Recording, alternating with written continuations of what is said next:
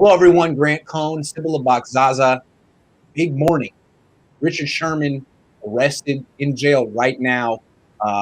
Denied bail, although that's a technicality in Washington. We got to pick you up to date. Basically, this broke this morning around 8 o'clock, and there's been a lot of information that's come out since then. So Sybilla has a law background, which you could explain after we go through the details. I don't know. I'm curious to hear what Sybilla has to say, but here are the details that we know. So around 1 o'clock a.m. today, Richard Sherman allegedly, I'm going to use that word a lot, allegedly hit a barrier on an off-ramp in the Seattle area and really messed up a car that was registered to him. And allegedly, instead of, I don't know, calling the cops or whatever, he parked the car and ditched it and ran away. And then apparently went to a relative's house. We don't know which one. And it was late at night, and he apparently tried to force his way in. And I don't know what happened. They haven't said anything other than that, other than the police came, and he resisted arrest, allegedly. And they arrested him, and they took his blood because they thought that he might have been inebriated, and he's in jail now because in Washington State, if there's a domestic violence, he's not even charged yet. I don't know. If there's domestic violence involved, you have to stay in jail until a judge can see the case. So his wife said that he did not hurt anyone, hit anyone. And it seems like maybe calling it domestic violence is because perhaps he did something threatening in a home. Burglary because it wasn't his home. But it seems like what he most likely did do was wreck his car, ditch the car, try to force his way into a house and resist arrest. Allegedly. What do you think of what we've also they put him on a protective order? You could be able to explain that better than me. Yeah, so let's start from the top. Let's go back to the traffic incident that was reported. It was reported as a hit and run.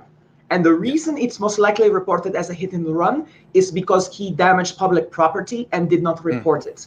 And the fact that it came out afterwards pretty much circumstantially says to me that, yes, that's exactly what happened, is that something led to him hitting the barrier. We don't know what, but he didn't report it. Okay. And it might seem a little innocent at the time, like you had a bad day driving, you run off the road, you hit some public property, and you're just happy to be alive. You have to report it. Yes.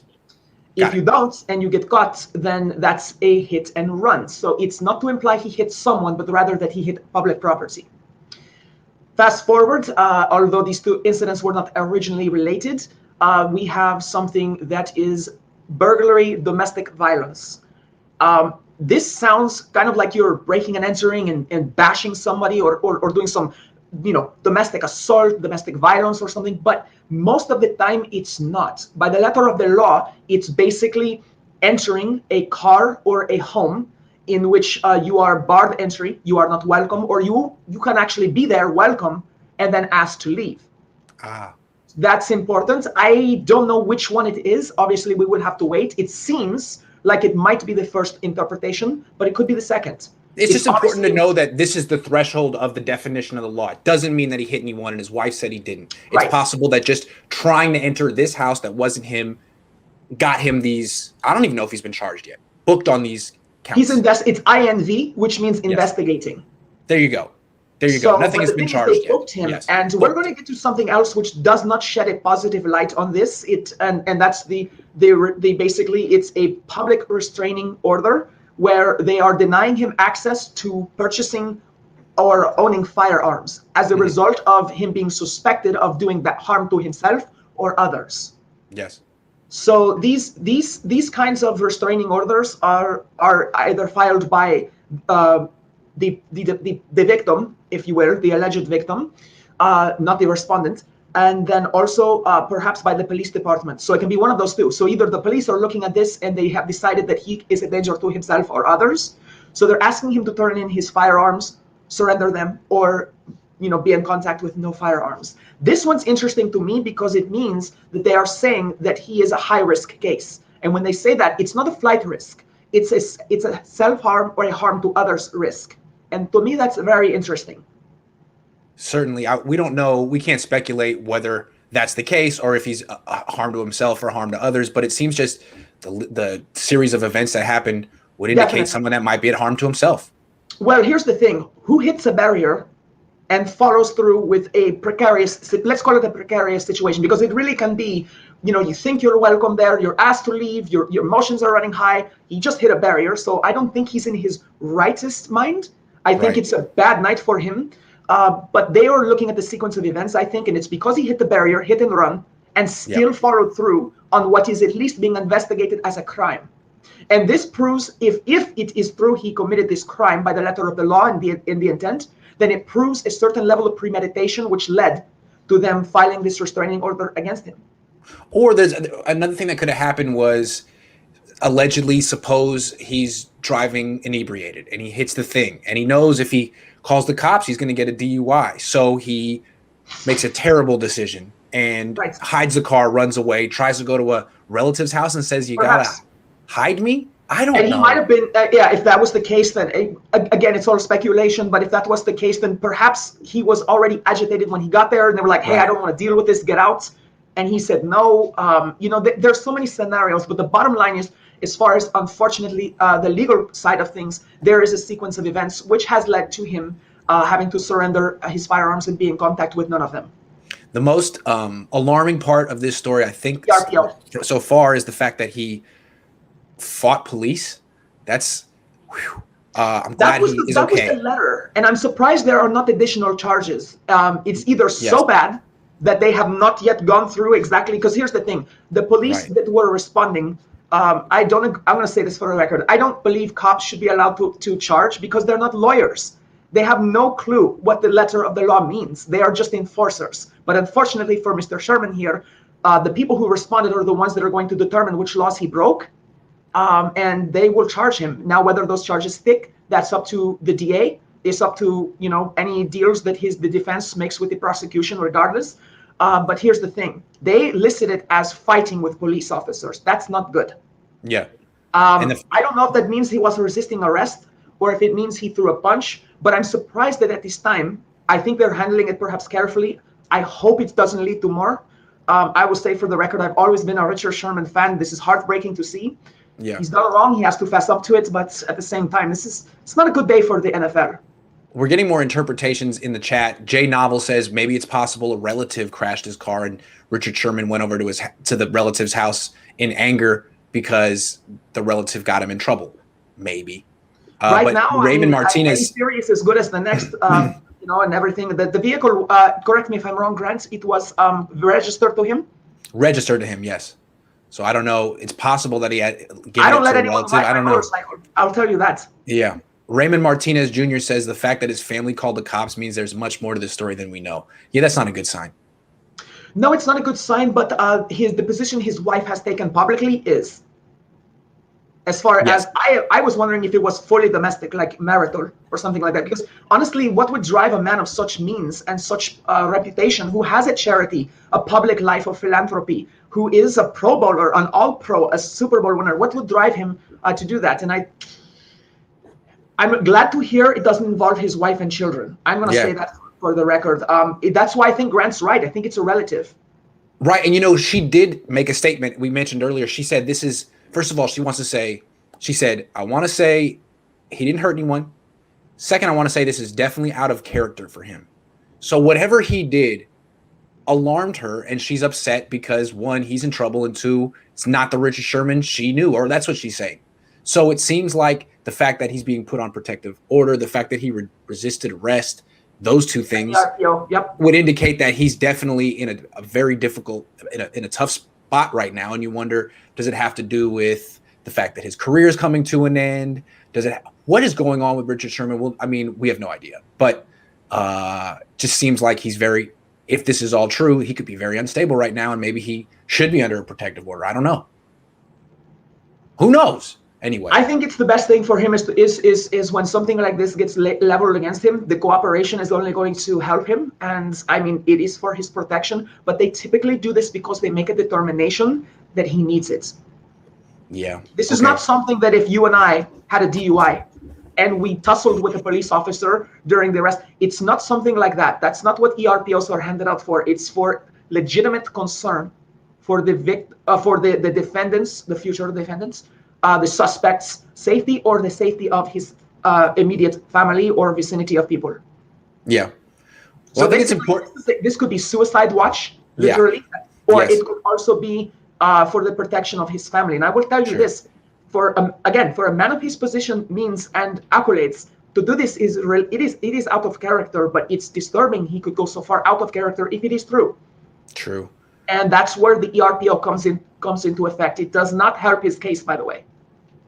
No, but I think if it's true that he didn't hit anyone or try to hurt anyone, if that's true, then he goes from being, I mean, if he hit his wife, he's a monster. But if this is like technicality and really he was more engaging in extremely self-destructive behavior, then this goes to being more of a sad story. It'll be interesting. I guess we're going to learn more soon. But either way, it's a terrible story. I have a gut feeling it's definitely the latter. As far as it's a day in hell for him. It's out of character. I don't think he involved his wife in kids. I would have to say, I mean, some substance would have had to be involved. This, if you look at his Instagram, I mean, you've seen him interviewed. You've been in the room with him before.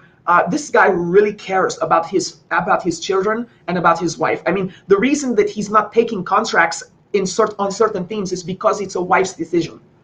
I mean, you've mentioned he lives it up in before. Seattle because she's from there, I believe. Exactly, and it's like you mentioned it before when somebody said, why doesn't he go play for the Jets? And you said on that show, you're like, I don't know if he can sell that to his wife.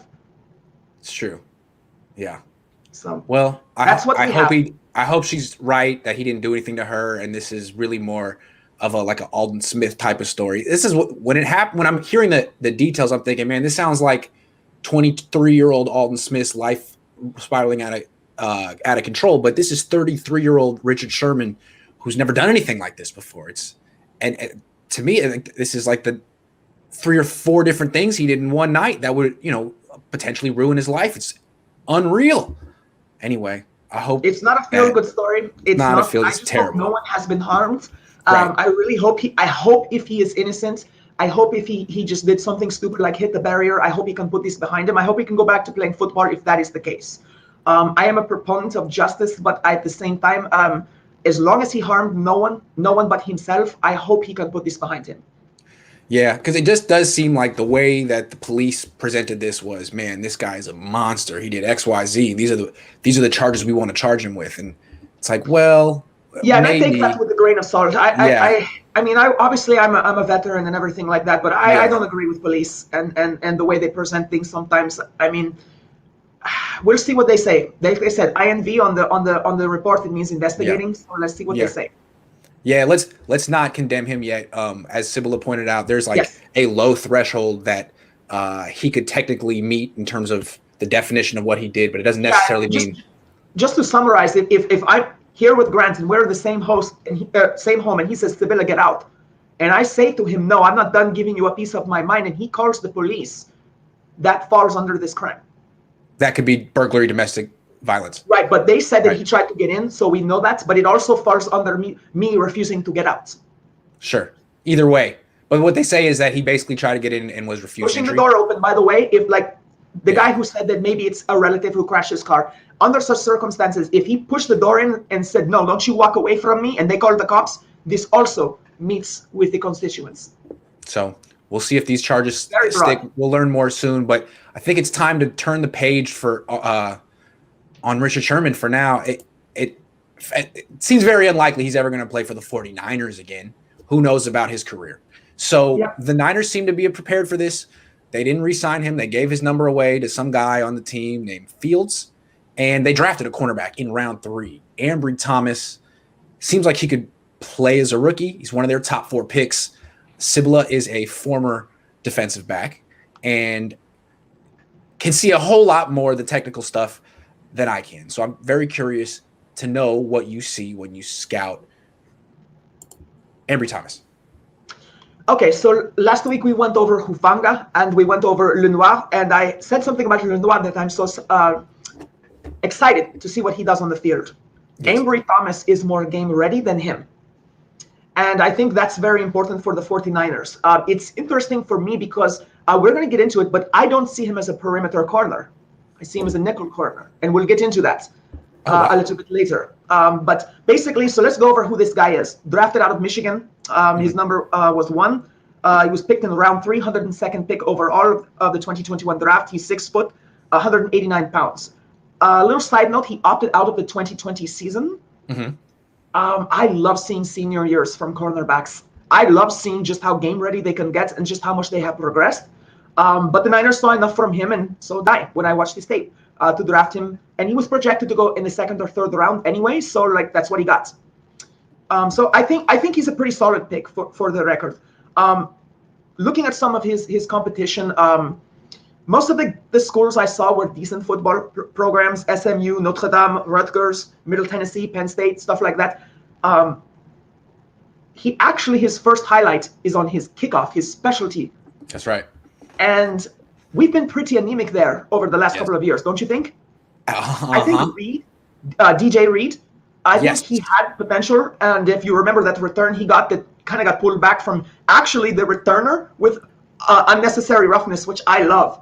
Was that against San Diego back when they were in San Diego? Was it the Chargers 3 years ago? Yeah, I think so. Anyway, I remember that. Personally, I love seeing penalties like that because that's just, they get beasted by everyone. I like to see them beast someone. But the point is, since that play, I just haven't seen a lot. And this guy, right at the beginning of one of his seasons, he broke one loose and returned it all the way for 6. So I do like that. And if you watch him, it's not necessarily that he's the most elusive. He's hard to bring down. So in that play, he broke 2 horse collar tackles. I mean, they got him 3 fingers in the collar, and he just shirked it like Tom Brady does. Just shirked it with his shoulder and just kept going. And it's like it pulled him all the way back, and he kept going. So I really like that. So you think he has major potential as a returner? Yes, and I think they would be remiss not to exploit that the way they were remiss not to make Dante Pettis do his job. I see. So that might have been the vision. Like he may not start right away at corner, but he could be the returner. Yes, and I think maybe even gunner on special teams or something like that. Things where he gets some different looks to the game. And again, this is a component of his game. And if he's not going to start at corner, there's no need for me, at least, to conserve him for that. And remember, do you remember Steve Smith Sr.? Yes. Okay, of course you do. Top 10 prolific receiver, definitely. Yes. They called him undersized. They said he couldn't do this or that. And so he got into the game as a special teams player. Sometimes you just need to find a way onto the team. Remember, he did returns, and his first touch in his career, I think, was a touchdown. So that's kind of like, it reminded me of that. Now, he's a defensive player. But something else that Kyle Shanahan might like is he's taken reverses before. Yep, he played a little offense. He did, and it's and the one example of that I saw where he takes the ball, he went for 11 yards or so. It was a first down. So very solid. I see it right here. Yeah, 2018. Now it does say that he returned 39 kickoffs in college, returned 1 for a touchdown. He never returned a punt. So I wonder if they would put him back there. It seems to I me wouldn't that put him on punts yet. Not on punts. Wouldn't you rather have Richie James or someone like that back there? I'd like to have Brandon Ayuk back there, personally. Okay. Personally. Yeah, so I guess from explosivity, yes, Brandon Ayuk. I don't want him getting injured. That's the only thing I worry about. I don't want extra touches for Ayuk unless it's from Trey Lance passing to him or something. You know what I mean? Yes. But he might be really good at that. Okay. So he's capable of running the jet sweep. One of the things I noticed about him, he's very sticky in underneath coverage. So within the first 5 yards, he puts his hands on the receiver. Now that was a concern in his scouting report coming out of college because they are afraid that when you translate to the pro level, these sticky fingers, as we call them, will draw penalties. Right. So he's not just a bump and run kind of corner. He is good at that, but he puts his hands on you, and you're going to have to break outside that. So he's a disruptor. Most of his game is based, he's very fast, but most of his game is based on the fact that he will disrupt your route and that this will affect it as it tries to develop later. That's evidenced by the fact that he's been burned a few times deep on passes that are post routes and things like, or go routes. So when he gets down the field, he's not burned because he's slow. He gets burned occasionally because his technique needs some work. And because he relies so heavily on the first 5 yards to mess up his receiver. This is important against lower tier quarterbacks because they are more about timing and less about improvisation. So he's the kind of guy who feasts off of bad quarterbacks because he disrupts the route, and when they go to pass it, the receiver's not even there. I saw a lot of a bunch of his interceptions. I would say the majority were from passes that were horrible. because the quarterback sees it at the last second. You can see where their arm tries to shank the ball, and they weren't throwing. I mean, they were throwing goose eggs out there, but his hands are really good. So that's kind of what he does. He predates on quarterback's inability to deal with what he does within the first 5 yards. I do like that, though. Yeah. Yeah. So maybe that helps Jimmy Ward. Maybe that helps Tart. But you're saying when the ball's in the air, he's not necessarily elite. Not yet. Well, that's why he went to the third round, right? Right. He has so he's a technique corner versus an athletic corner, if that makes sense to you. He's not going to wow you with his ability to just man-to-man beast a receiver and outman him. He's going to catch your eye as a scout because his technique within the first 5 yards is excellent. Got it. And that's what I like about him. It seems like that's what they want from their corners. I mean, Diamador Lenore is similar with his press, is he not? He is. I think that Diamador is probably a little bit more on the stick with them side, whereas I think Ambry Thomas is more on the side, I'll mess you up from the beginning and you will never recover. Got it. That's not gonna see. I want to see him go against DK Metcalf. Let's see how tough he is. Good luck. I don't think you're going to just shut him down in the first 5 yards. 189 pounds. See, I identify with this guy. I think he got 15 or 16 reps on the 225 bench. Oh, wow.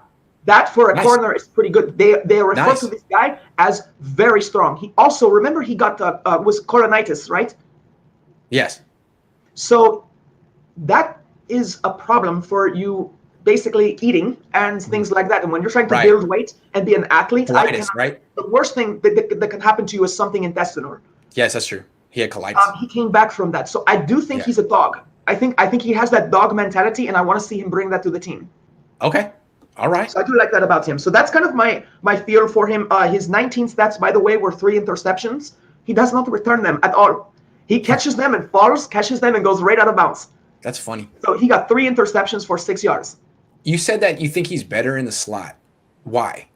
As a nickel corner, simply because right now his technique downfield is not good enough.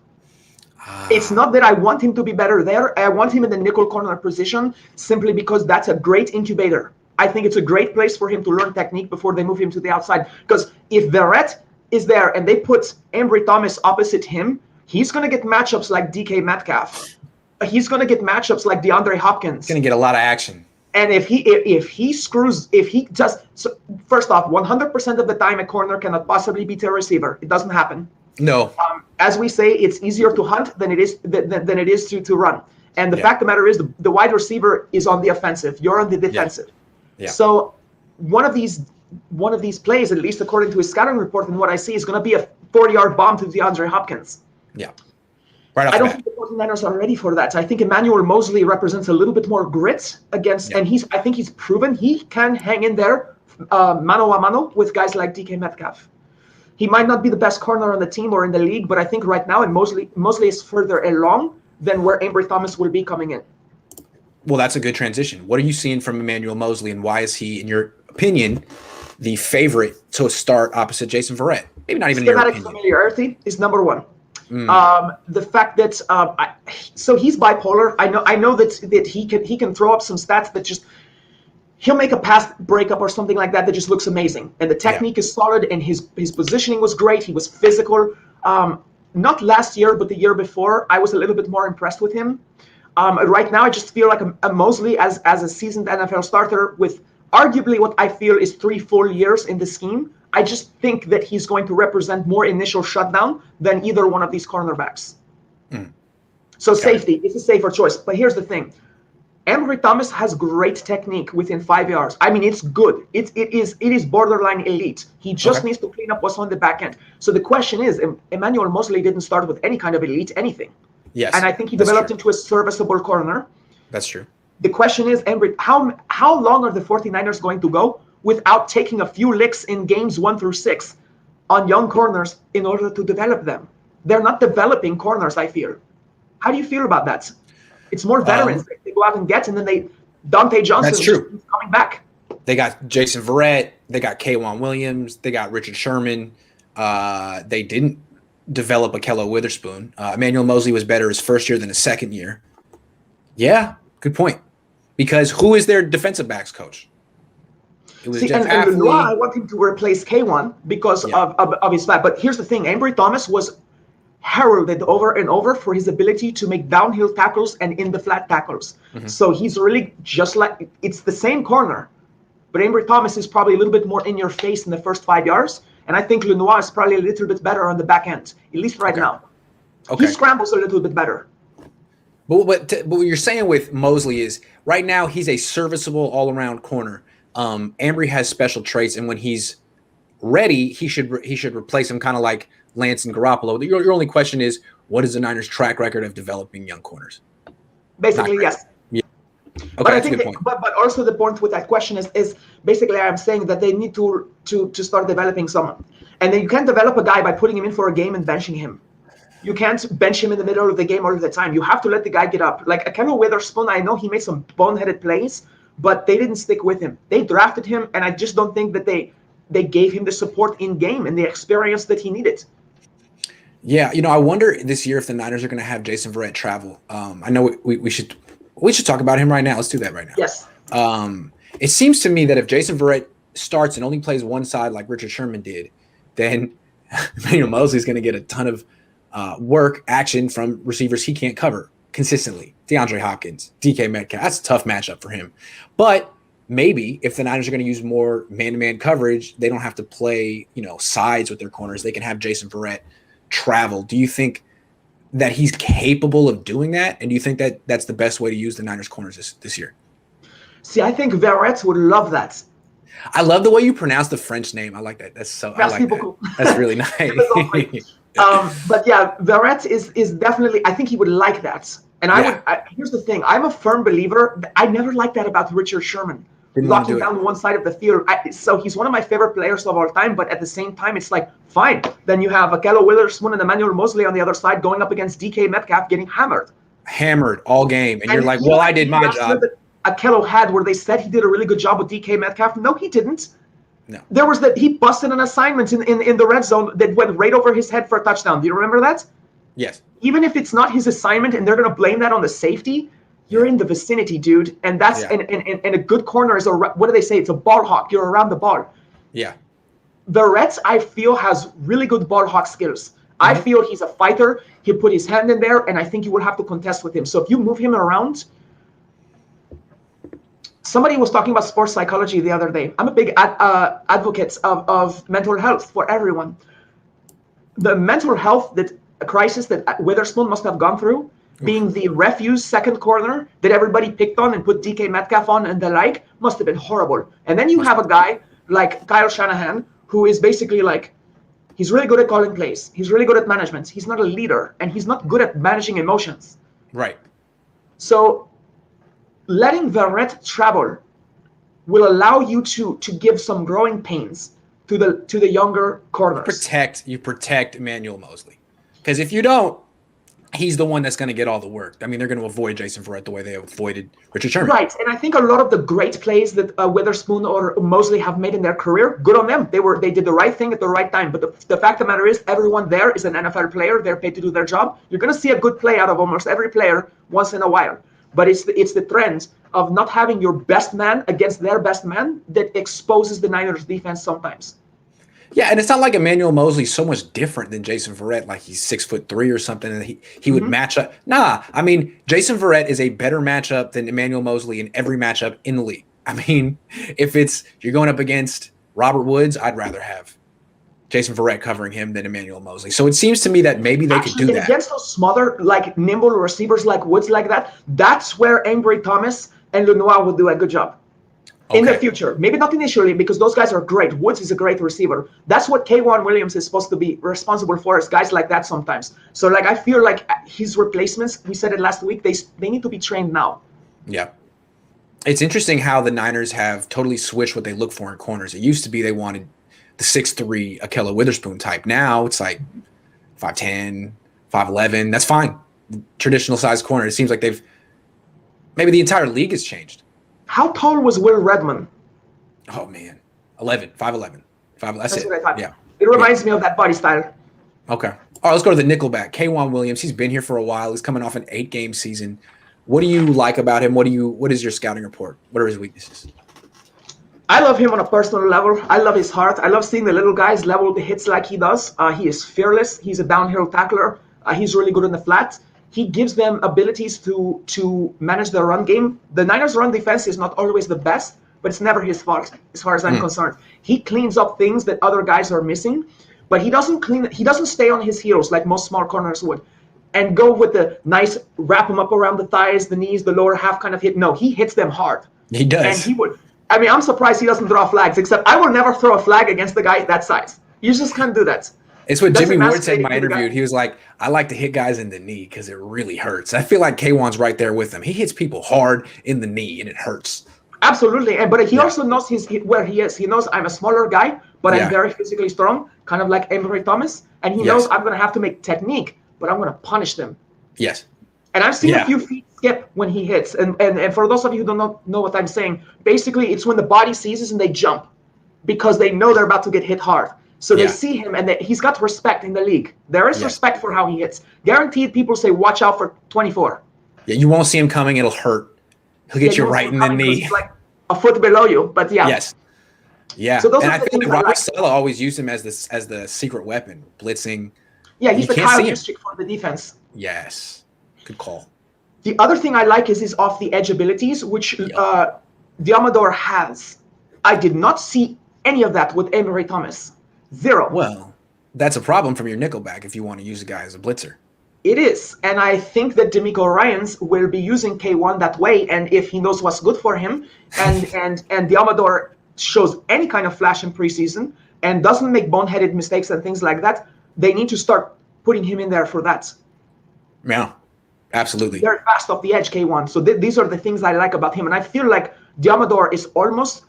I think Ambry Thomas was the correct replacement pick, but I think Diamador is the higher upside as far as all-around game.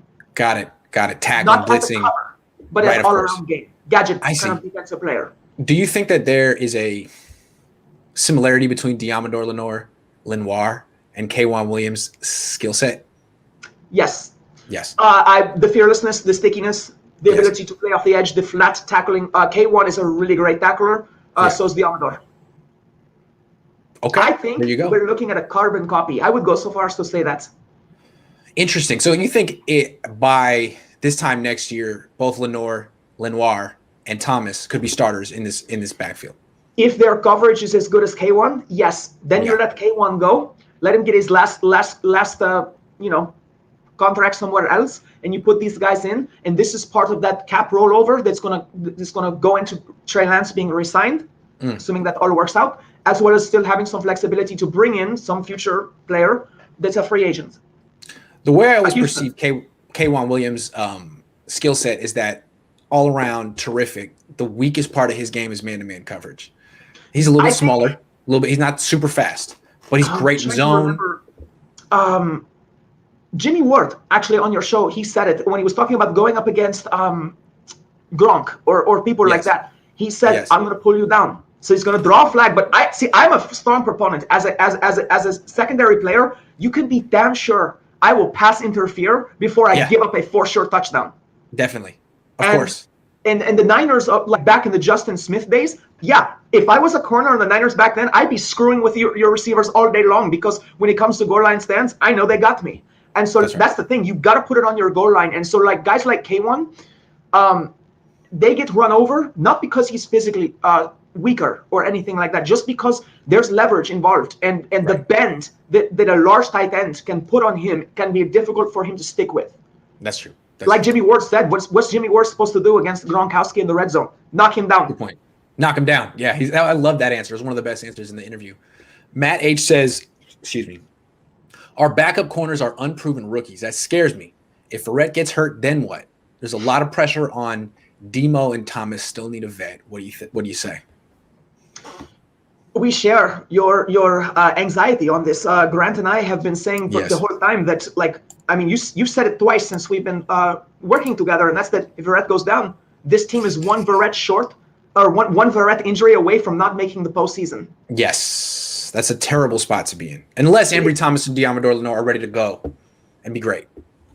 Yeah, so Matt, we're into contract issues as now to generate the money to get a decent corner or trade for a corner to bring them onto this team. It's roulette a little bit. You're casting your die when it comes to Diamador and Ambry. But I think they're kind of hoping between the two. Given what I have said of their analysis and what scouts have said about them, Grant, do you not feel that they are very similar corners, and that maybe they will be fighting against each other? Perhaps their proficiency in the first 5 yards seems similar. And again, it seems like if the Niners have Nick Bosa back and they go from being one of the worst teams in the league in pressure rate to one of the top teams, then all the corners should play well. Mosley should play well. It should be much easier for them. The best Band-Aid for secondary play and allowing them to see. One of the things about a good defensive line is not just that they take pressure off of by extending plays or by cutting plays short, rather, I should say. It's not that they just take pressure directly off the secondary by giving them a different time schedule to work with. It's the fact that they're in the mind of the quarterback to begin with, and so as a result, it can rush decisions. It's not that they will just rush the throwing process or tip a ball or make him throw it off schedule. It's that from the get-go, from the snap, if Bosa and people like D Ford are on the field, that quarterback knows I've got 1 second less than I normally do, like just mentally. So it can be a bit of a Band-Aid for the secondary, but at the same time, I like to look at it more positively, and that's that it makes the secondary more aggressive. Yes. And they play with swagger and confidence. Yeah, because you know the ball's coming out quick and you can break quickly on the ball. Sean Weaver spent $2 to say hire Mike Singletary as an assistant coach. They tried that already. You like him? The donation, though. Thank you. As a guy, he seems all right. My dad liked him, but I mean, not as a coach. Wait, are we talking about our former head coach? Yeah, Mike Singletary. Like, nah. Didn't he have violent issues in the locker room? I don't know. That was before my time. I thought he punked some of our players in the locker room and was a horrible fit for our culture. Oh, I don't know. Let's find out. Somebody do the research if you would. Find out why Mike Singletary was not liked, because I know that. Yeah. Okay, yeah, find that out. All right, let's go. We don't need more people with bad people skills like Kyle Shanahan. He did pull his pants down that one time. All right, let's do the safeties. Jimmy Ward scouting report. Who are we starting with? Jimmy Ward. Okay, so Jimmy Ward, the number one thing that stands out to me, and it's one of the things that I've always been a Jimmy Ward fan, even when he was injured. When he was injured, I was frustrated for him. I was frustrated for the team because we did not have access to perfect tackling. It's the first thing that jumps out to me about Jimmy Ward. Collinsworth said when I was watching football, like 3-4 years ago, I was watching a Niners game, and Collinsworth said, this guy may not have the jump and flash, but he's one of the most artistic tacklers, some word like articulate or artistic tacklers. Basically, his technique is perfect. It's perfect. It's perfect. He's a pretty big hitter, but he doesn't thump you at the expense of wrapping you up. He's a bit of a Fred Warner. Yeah. In that regard. When he said to me was like, I asked him, like, do the targeting rules affect how you play your game? He's like, no, it affects everyone else because I do it right. I was like, that's a good answer. I like to see this swagger from him, but it's also true. He's absolutely right. And it's validating to hear him say that. Because Salah actually, wasn't it like 2 years ago, he made the point of just how important his tackling technique is to the defense. Yes, he did. So that's the first thing that jumps out to me. Now, I know that when you are not a 49ers fan or you're not interdivisional rivals, you don't know that much about Jimmy Ward because his stats may not jump out as far as interceptions. He's not the biggest big playmaker on the field, but I don't think that's because he lacks the abilities. I think it's because of the style of coverage that the 49ers have been running. Yes. He's not getting the ball hawking opportunities that someone like Earl Thomas might have gotten. No, he's not. So I think that's more what it's about. So to me, I'm happy with Jimmy Ward. I feel he's healthy. I think he will be healthy. I don't think we can do better than him. I think the contract we have with him is fair, and I don't see the need to upgrade from him at all. He's good. I got some stats from Jimmy Ward. According to Sys Data Hub, 2019, he was targeted 18 times, gave up 7 catches, 92 yards. 92 yards. That was in 2019, according to Sys Data Hub. That's a safety. That's as a safety. Last year, he gave up 22 catches for 242 yards. I think what he's trying to do, the reason he's talking so much crap, is I think he wants more action. I think he feels like, look, I could shut these guys down and force passes another way, but it's not going to get me to the Pro Bowl, even though it should. So I got to, sort of goad these guys into throwing to me, even though I'm blanketing the receiver, and maybe he'll get some interceptions that way. I think that's brilliant if that's what he's doing. I think it's possible. I think it's probable that's what he's doing. I hope so. And we do want Jimmy Ward around the ball more because his technique can lead to forced fumbles. It can. So if he's around the ball more, if he's getting more opportunities to hit and tackle, stay on top of the ball, you will see more plays. There was that one little part where he was like, I would like to play strong safety, but Tart's over there, and that's my friend. He would be a hell of a strong safety because of all the stuff he could do in the box, all the coverage. Right now, Tart should stay there because when they're both healthy on the field, they are a lethal tandem. So there's no point of switching Tart out of position. Even if Jimmy Ward is 5% better, Tart's not going to be 5% better at the other safety position. Well, real quick, before we go to Tart, the thing with me with Ward is he's no matter what you call him, he's built like a corner. And he's had, issues in the past, breaking bones, getting injured. I just wouldn't want him in too many collisions in a game. I want him in some, obviously, but I would want to limit that because can his body hold up playing strong safety in the box for 17 weeks? I wouldn't want to find out. Play him there sometimes, but I think that's what they do. I mean, they move him around. Maybe that's why they drafted Hufanga, because because there's a guy who's familiar, built, and seems to be pretty tough. This guy, you cannot keep him away from contact. So maybe that's what they were foreseeing, was maybe they can interchange him as a box presence occasionally. Yeah. I don't think they will because I don't see them taking Ward off the field. He's one of their best. Verrett and Ward are the best secondary players they have. True. But you have to have a high-level, strong safety backup because Tart's been missing games the last few seasons. What do you see from Tart? Pray Hufanga can be that guy. Right, because he may need to play half a season. What do you see from Tart? Tart is really sound. I feel like he's a little bit more on top of the ball when he plays. I do like Tart. I've always liked Jaquaski. That's how he pronounces it, correct? Jaquaski. Yeah, great name. Jaquaski. That was a befuddler for my mother and I the first time. But I love his name. It's awesome. But yeah, Tart's also a big hitter. I do like that. I'm a firm believer that the presence of the secondary, punishing your receivers and your crossing routes and things like that does affect the game. It may not be a stat on the sheet, but it's absolutely psychological warfare. The tandem of these two together is fantastic. When they are on the field, I think they play off each other. I think they trust each other. I think the trust that Ward has for Tart is one of Tart's skills.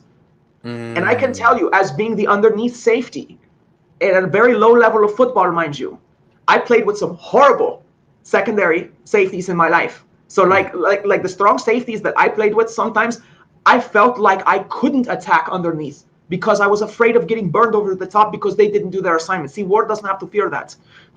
Tart is really good at sticking to his assignments. I just don't think we see a lot of big plays going against those guys. Yeah. There are not excellent plays by the offense that you just have to give to them. So Tart, to me, is very sound, good technique, good tackler. I foresee that if he plays a full and healthy season with Ward, that he would probably put in some interceptions with that. Yeah, it'd be nice to see Tart do that because Jimmy Ward has had this nice late career rebirth where he's getting all this credit. Tart could be in the same kind of guy because he's got the same kind of talent. Hope so. Ward's injuries concern me the most because they're bone related and things like that. So the breaking of bone is not necessarily a matter of fitness. It can be bad luck, it's true, but they're broken now. And for my special warfare coordinator, Chief Black, SEAL Team 8, I believe, he made the point, I've never broken a bone in my life. That's important. They asked me that when they quizzed me, have you ever broken a bone? I said, no. They said, good.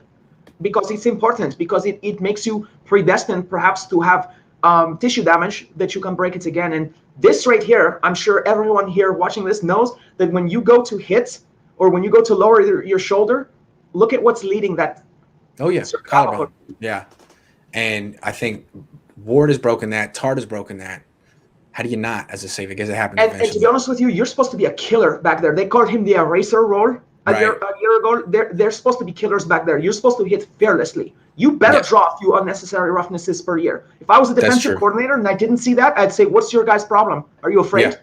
Let's see some hits. Good point. That's true. So they are hurt in places that are concerning. Trey Niner says Talanoa Hufanga will be turned to a linebacker. We need to find a replacement for it. I wouldn't be so sure about that. They did do that with Demetrius Flanagan-Foles, who was a linebacker, who was a safety in college. They turned him into a linebacker immediately. All I know is Hufanga was playing with the DBs, warming up with the DBs, was a DB. His number is 29. They already gave him a DB number. So I think their vision for him is at safety. I have no idea how they're going to use him because he's so different than Tart. But he's a strong safety for now. I'm just letting you know. They should use him like Adams. I said it last week. That's the kind of person he is. He may not be the best coverage guy, but he's a hell of a blitzer, and he's very physical. This is a guy that's going to run a running back over. If you try to block this guy off the edge with a running back, unless it's Frank Gore who knows how to do the legal chop block, then he's going to run them over. So I don't want to see him converted to linebacker, but I know the Niners have success at doing that, but we don't need him. We have Dre Greenlaw. We have Fred Warner. We have great backup options to them. I think there's good depth at linebacker. Yeah, and I'm not a big fan of drafting a guy and immediately moving his position. It's what the Niners did with Jimmy Ward. It didn't work. It seems like they're not going to do that at this point. That's our show. Thank you, everyone, for watching. It was fun to talk about. Not fun, that's the wrong word, but it was interesting to talk about Richard Sherman and figure out exactly what could have happened and why it's important not to condemn him yet, because this could be more of a sad story than a bad story, although we're going to find out more. This information dropping as we speak, theoretically. So we'll see. Sybilla, thank you. Thank you so much for having me. It was a great show. I'm going to be on vacation next week, but I'll be back on Wednesday. We'll be able to pick up at the same time if you're around. All right, sounds good. Now, let's do it. All right, thanks everyone for coming by. Thanks, you guys everyone. Were great.